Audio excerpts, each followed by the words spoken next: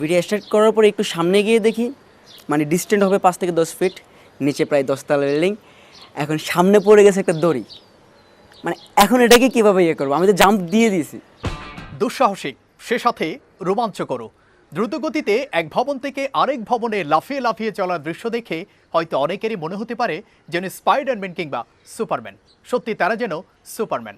ঝুঁকিপূর্ণ জেনেও এমন এক খেলাকে তারা জনপ্রিয় করছেন যার তেমন চর্চা নেই বাংলাদেশে। খেলাটির নাম পার্কোর।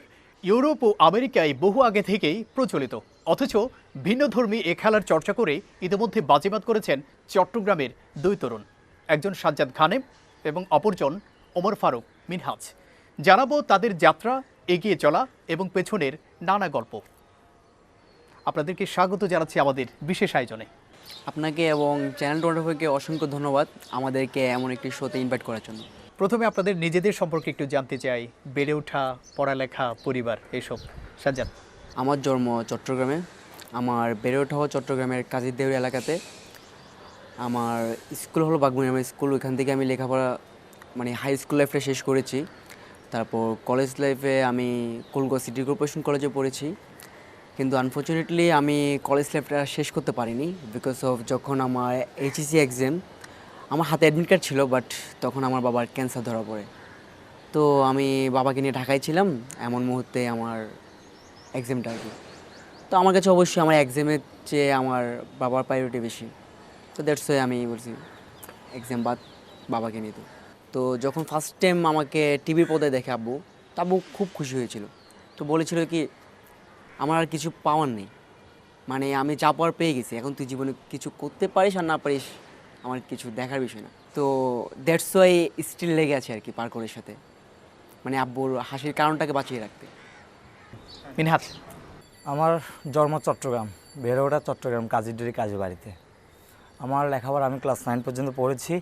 আপনার প্রাইমারিতে যখন ক্লাস 5-এ পড়তাম তখন থেকে আমি সেতু রোগের ফলে আমি ক্লাস 5 থেকে বঞ্চিত, আমাকে বের করে দেওয়া হয়েছে। তারপর আমি পড়া ছেড়ে নিই, ক্লাস 5-এ অন্য স্কুলে ভর্তি হয়েছি। তারপর ক্লাস 9 পর্যন্ত পড়ার পরে আমি ফ্যামিলির ক্রাইসিস খারাপ ছিল, আমি পড়ালেখা ছেড়ে দিতে বাধ্য, জব করেছিলাম। এবার জানতে চাই পার্কোর খেলাটা আসলে কি, এটার উৎপত্তি কোথায় বা উৎপত্তি কিসে থেকে? পার্কোর খেলাটা যদি বলতে যাই, একজনের শারীরিক ক্ষমতাকে ব্যবহার করে আপনার বিভিন্ন বাধা অতিক্রম করাকে বলা হয় পার্কোর গেম। তো পার্কোরের মূল ভিত্তি কিন্তু এটা, মানে আপনি আপনার শরীর মানে শারীরিক যে ক্ষমতাটা আছে ওইটাকে ব্যবহার করবেন যথাযথভাবে। আর পার্কোর খেলাটা উৎপত্তি যদি বলতে যাই, 1970 সালে আপনার জেকি চ্যানের একটা মুভি ছিল, সেটা হংকং অ্যাকশন সিনেমা ছিল, যা মানে যে মুভিটার নাম। তো ওই মুভির মাধ্যমে কি ফার্স্ট টাইম এই পার্কোরটা জনপ্রিয় হয়। তারপরে আপনার পরবর্তীতে ডেভিড বেল আছে, তো তার মাধ্যমেই পার্কোরটা সম্পূর্ণভাবে কি প্রতিষ্ঠিত হয়। সাজ্জাদ, দেশে এত খেলা থাকতে অপ্রচলিত একটা খেলায় জড়িয়ে গেলেন কেন?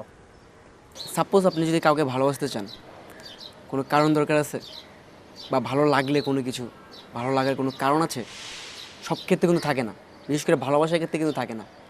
তেমনি যেমন ভালোবাসার ক্ষেত্রে কোনো কারণ থাকে না, পার্কোর কিন্তু আমার ভালোবাসা।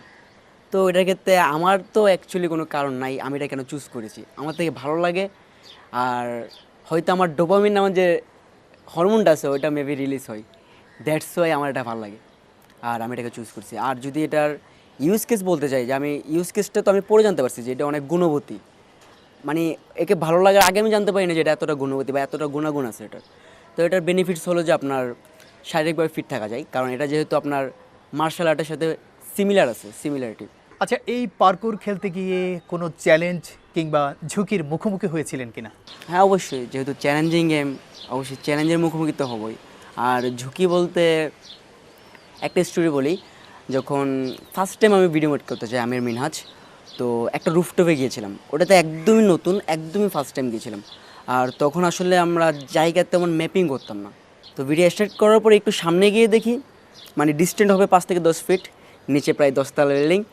এখন সামনে পড়ে গেছে একটা দড়ি, মানে এখন এটাকে কীভাবে করবো, আমি তো জাম্প দিয়ে দিয়েছি, জাম্প না দিলে একটা কথা ছিল। তো দেওয়ার পর কী করলাম, আমি রশিটা ধরে আমি সার্ভাইভ করে ফেললাম, কারণ যেহেতু আমার কলা কৌশল জানা আছে, ইনস্ট্যান্ট তাৎক্ষণিক নিজেকে সেফটি দাও যেটাকে বলে আর কি। তো রশিটা ধরে আমি কী করলাম, ভিতরে চলে গেলাম। তো যাওয়ার পর তখনই একটা অ্যাক্সিডেন্ট করে ফুলের টপ ভেঙে যায়।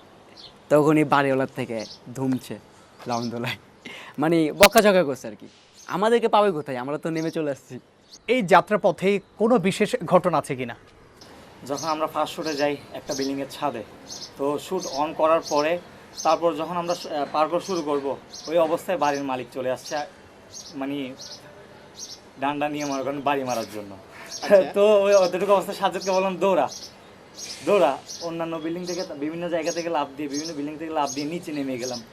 নামার পরে সাজ্জাদকে বলতেছি আর যাইস না ওখানে, যাইলে তো পিঠা খাবি, চল আমরা অতটুকু অবস্থায় চলে যাই। আপনাদের এই খেলা নিয়ে সামাজিক যে যোগাযোগ মাধ্যম, সেখানে মানুষের প্রতিক্রিয়া কেমন? হ্যাঁ, মানুষের প্রতীক্ষা যখন আমরা ফার্স্ট টাইম স্টার্ট করি, আমরা আসলে এটা একটা প্রাইভেট গ্রুপে আপলোড করি, যে ওই ফটো আপলোডের গ্রুপ ছিল। তো ওটাতে আনফর্চুনেটলি আমাদের ফার্স্ট ভিডিও, যেটা আমরা মোবাইল দিয়ে শ্যুট করেছিলাম, ওটা অ্যাপ্রুভ হয়ে যায়। তো অ্যাপ্রুভ হওয়ার সাথে সাথে ওটা ভাইরাল তো ঠিকই হয়ে গেছে, বাট ট্রোল, মানে এত পরিমাণে ট্রোল হয়েছে, মানে লিটারেলি আমি দেখার পর টোটালি ডিপ্রেশনে চলে গেছি। ওই দিন তো পুরো মানে সারা রাত ঘুমোতেই পাই নাই, ভিডিও ডিলেট, বলছি পার করার করবোই না দিন। তো দেন 1 বছর পর আবার স্টার্ট করলাম, আমরা আবার একটা ভিডিও আপলোড করি। আমরা সেটা করেছিলাম আমার নিজের পেজে। তো করার পর তখন ভিডিওটা ভাইরাল হয়ে যায়, রাতারাতি মিলিয়ন হিট। তো হওয়ার পর তখন ওইখানে গুড কমেন্টও ছিল, ব্যাড কমেন্টও ছিল, মানে বলতে গেলে 60% ব্যাড কমেন্ট, 40% গুড কমেন্ট। তো ওই 40% গুড কমেন্টকেই পুঁজি করে আমরা সামনে এগিয়ে গিয়েছি।